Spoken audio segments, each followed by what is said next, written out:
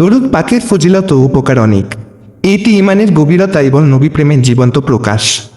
দরুদ পাকের মাধ্যমে একজন বান্দা যেমন আল্লাহর আদেশ পালনের সৌভাগ্য অর্জন করে, তেমনি নিজ জীবনে রহমত, বরকত ও আত্মিক প্রশান্তির দ্বার উন্মুক্ত করে নেয়। কোরআন ও হাদিসে দরুদের বিপুল ফজিলত ও উপকারের কথা এসেছে। কোরআনে ইরশাদ হয়েছে, হে মুমিনরা, তোমরা নবীর প্রতি দরুদ পাঠ করো এবং তাকে যথাযথভাবে সালাম জানাও। সূরা আহজাব 56। এক হাদিসে হযরত রাসূলুল্লাহ সাল্লাল্লাহু আলাইহি ওয়াসাল্লাম বলেন, যে ব্যক্তি আমার উপর একবার দরুদ পাঠ করবে, মহান আল্লাহ তার প্রতি 10 বার রহমত অবতীর্ণ করবেন। সহিহ মুসলিম। অন্যত্র বর্ণিত হয়েছে, যে ব্যক্তি আমার উপর একবার দরুদ পাঠ করবে, মহান আল্লাহ তার জন্য 10টি নেকি লিখে দেবেন। মুসনাদে আহমদ।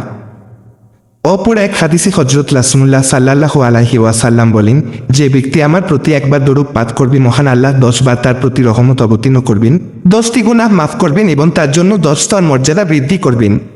তাবারানী।